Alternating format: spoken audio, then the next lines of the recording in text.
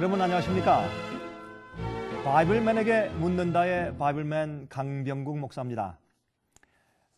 이번엔 이런 질문이 왔습니다. 마리아를 성모라고 부르는 이유가 무엇입니까? 성모 마리아지 않습니까? 여러분, 제가 단적으로 먼저 이제 말씀을 드리면 마리아는 사실은 성모가 아닙니다. 예수님을 낳은 어머니지만은 사실은 거룩한 어머니, Holy Mother 아니면 성모라고 부르는 것은 사실은 성경적이 아닙니다. 여러분, 마리아는 하나님의 어머니라기보다 예수님의 어머니죠. 하나님의 아들 예수께서 인간으로 성육신 하실 때 그의 이 배를 빌렸습니다. 그래서 이제 임신해서 태어나게 되신 것이죠. 우리 마리아는 우리 인간들과 똑같은 하나의 인간이었습니다. 그래서 우리는 인간을 그렇게 높일 필요가 사실은 없는 것입니다. 여러분, 하나님 예수님께서 그 여인의 배를 빌려서 태어나실 정도로 그 마리아는 참으로 경건한 이스라엘의 어머니였습니다. 그것은 사실입니다. 그러나 그가 죽은 다음에 부활해서 아니면 죽기 전에 부활해서 하늘로 성천에 가 있다. 그런 말씀은 어디에도 찾을 수가 없고 그런 언급은 성경에 전혀 없는 것입니다. 그런 말을 사도 바울이 한 적도 없고 베드로도 한 적이 없습니다. 그것은 교회에서 그런 풍습적인 얘기를 만든 것뿐이지 절대 성경은 그렇게 말씀하고 있지 않은 것입니다. 또 마리아에게 대신 기도한다. 우리가 어떻게 감히 예수님께 직접 나가느냐? 마리아에게 대신 기도할 때 예수님 옆에 있는 예수님의 어머니 그 성모 마리아가 나를 위해 대신 예수님께 말씀드리면 좋지 않느냐? 그것은 전혀 성경적이 아닙니다.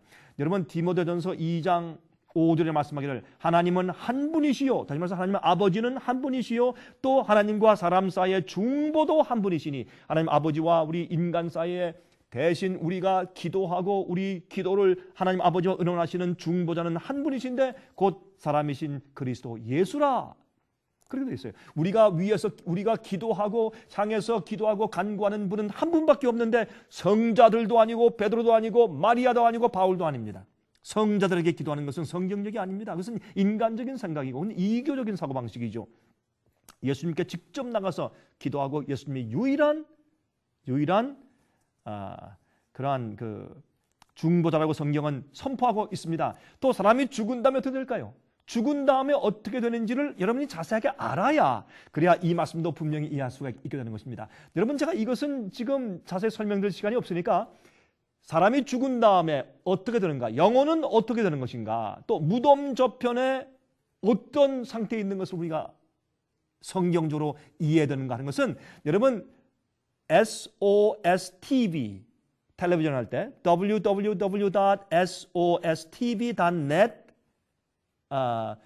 우리 사이트에 들어오셔서 여러분 이 죽음 저편의 상태에 대해서 연구하시는 다음에 이 말씀을 이해하시면 좀 더 깊이 이해하실 수 있게 될 것입니다. 여러분, 로마 캐토릭 교회에서 마리아 숭배 교리를 점점 만들어 나간 역사를 좀 볼까요? 이렇게 되어 있습니다.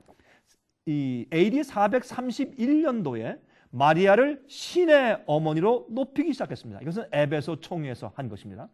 600년도에 마리아나 죽은 성자들에게 직접 기도할 수 있다는 그런 교리를 만들었습니다. 1854년도에 들어와서 교황 피우스 9세는 성모 마리아는 탄생 때부터 원죄도 없고 해산의 고통도 없었다는 그것을 말하면서 성모는 무염시태였다고 무염시태설을 교리로 선포했습니다. 마리아가 예수님을 잉태했을 때는 전혀 죄의 오염이 없는 거룩한 몸으로 바뀌었다. 그렇게 이제 교리를 만들었습니다. 1950년대 교황 피우스 12세에 의해서 마리아는 죽은 직후 육신이 그대로 승천했다는 성모 몸소 승천을 교리로 선포했습니다. 자, 1965년도에는 교황 바오로 6세에 의해서 마리아는 교회의 어머니로 선포되었습니다. 그러나 성경은 이렇게 말씀한 적이 한 번도 없는 것입니다.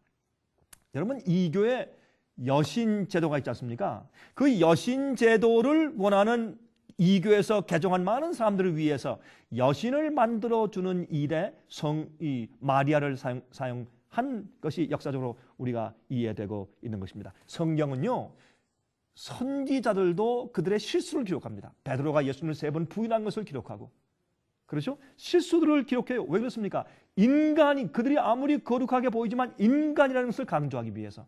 하나님 이외에 거룩한 자가 사실은 어디 있겠습니까?